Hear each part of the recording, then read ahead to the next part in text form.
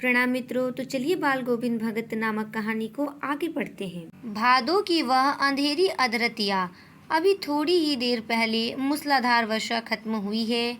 बादलों की गरज, बिजली की तड़प में आपने कुछ नहीं सुना हो, किंतु अब झिल्ली की झनकार या दादुरों की टर्टर बाल गोविंद भगत के संगीत को अपने कोलाहल में डुबो नहीं सकती।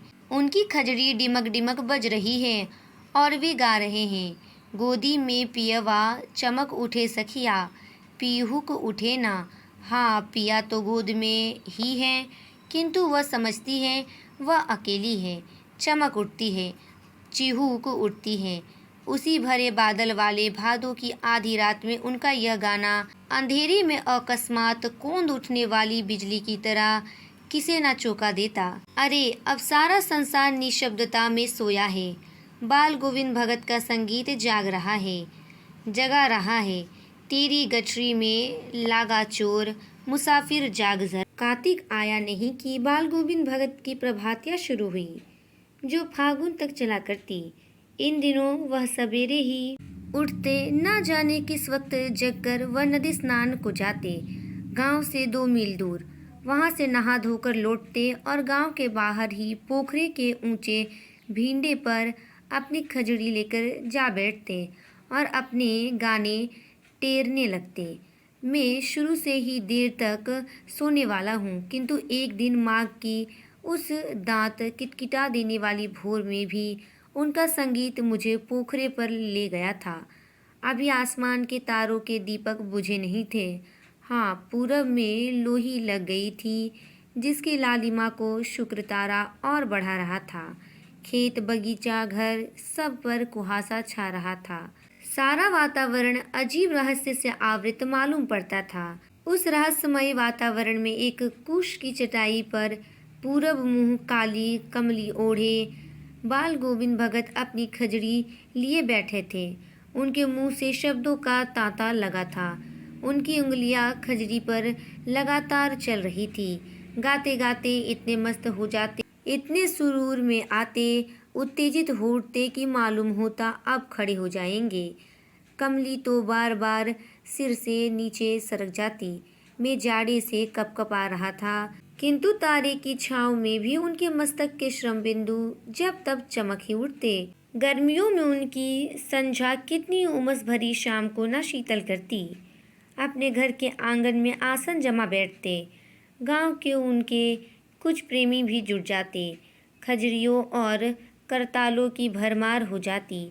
एक पद बाल गोविंद भगत कह जाते, उनकी प्रेमी मंडली उसे दोहराती तिहराती। धीरे धीरे स्वर ऊंचा होने लगता, एक निश्चित ताल, एक निश्चित गीत से। उस ताल स्वर के चढ़ाव के साथ श्रोताओं के मन भी ऊपर उठने लगते। धीरे धीरे मन तन पर हावी हो जाता। होते होते एक क्षण ऐसा आता कि बीच में खजड़ी लिए बाल गोविंद भगत नाच रहे हैं और उनके साथ ही सबके तन और मन नृत्यशील हो उठे हैं। सारा आंगन नृत्य और संगीत से ओतप्रोत है। बाल गोविंद भगत की संगीत साधना का चरम उत्कर्ष उस दिन देखा गया जिस दिन उनका बेटा मरा। इकलौता बेटा था वह, कुछ सुस्त और बोदा सा था, किंतु इसी कारण बाल गोविंद भगत उसे और भी मानते। उनकी समझ में ऐसे आदमियों पर ही ज़्यादा नज़र रखनी चाहिए या प्यार करना चाहिए, क्योंकि ये निगरानी और मोहब्बत के ज़्यादा हकदार होते हैं। बड़ी साध से उनकी शादी कराई थी। पतोहू बड़ी ही सुभग और सुशील मिली थी। घर की पूरी प्रबंधिका बनकर भगत को बहुत कुछ दुनियादारी से निवृत्त कर दिया था उसने। उनका बेटा बीमार है, इसकी खबर रखने की लोगों को कहाँ फुर्सत, किंतु मौत तो अपनी और सबका ध्यान खींचकर ही रहती है। हमने सुना बाल गोविंद भगत का बेटा मर गया। कौतूहलवश उसके घर गया, देखकर दंग रह गया। बेटे को आंगन में एक चटाई पर लिटाकर एक सफेद कपड़े से ढांक रखा है। वह कुछ फूल तो हमेशा ही रोपते रहते, उन फूलों में से कुछ तोड़कर उस पर बिखरा दिए हैं। फूल और तुलसी दल भी। सिरहाने एक चिराग जला रखा है और उसके सामने जमीन पर ही आसन जमाए गीत गाए चले जा रहे हैं। वही पुराना स्वर, वही पुरानी तल्लीनता। घर में पतोहू रो रही है जिसे गांव की स्त्रियां चुप कराने की कोशिश कर रही है, किंतु बाल गोविंद भगत गाए जा रहे हैं। हाँ, गाते गाते कभी कभी पतोहू के नजदीक भी जाते और उसे रोने के बदले उत्सव मनाने को कहते। आत्मा परमात्मा के पास चली गई, विरहनी अपने प्रेमी से जा मिली। भला इससे बढ़कर आनंद की कौन बात। मैं कभी कभी सोचता यह पागल तो नहीं हो गए, किंतु नहीं, वह जो कुछ कह रहे थे उसमें उनका विश्वास बोल रहा था। वह चरम विश्वास जो हमेशा ही मृत्यु पर विजय होता आया है। बेटे के क्रियाकर्म में तूल नहीं किया, पतोहू से ही आग दिलाई उसकी, किंतु ज्यों ही श्राद्ध की अवधि पूरी हो गई, पतोहू के भाई को बुलाकर उसके साथ कर दिया, यह आदेश देते हुए कि इसकी दूसरी शादी कर देना। इधर पतोहू रो रो कर कहती, मैं चली जाऊंगी तो बुढ़ापे में कौन आपके लिए भोजन बनाएगा, बीमार पड़े तो कौन एक चुल्लू पानी भी देगा। मैं पैर पड़ती हूँ, मुझे अपने चरणों से अलग नहीं कीजिए। लेकिन भगत का निर्णय अटल था। तू जान, नहीं तो मैं ही इस घर को छोड़कर चल दूंगा।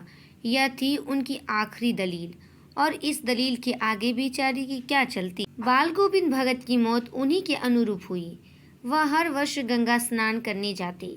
स्नान पर उतनी आस्था नहीं रखते जितना संत समागम और लोक दर्शन पर। पैदल ही जाते। करीब 30 कोस पर गंगा थी। साधु को संबल लेने का क्या हक, और गृहस्थ किसी से भिक्षा क्यों मांगे। अतः घर से खाकर चलते तो फिर घर पर ही लौटकर खाते। रास्ते भर खजरी बजाते जाते, जहाँ प्यास लगती पानी पी लेते। 4-5 दिन आने जाने में लगते, किंतु इस लंबे उपवास में भी वही मस्ती। अब बुढ़ापा आ गया था, किंतु टेक वही जवानी वाली। इस बार लौटे तो तबीयत कुछ सुस्त थी। खाने पीने के बाद भी तबीयत नहीं सुधरी।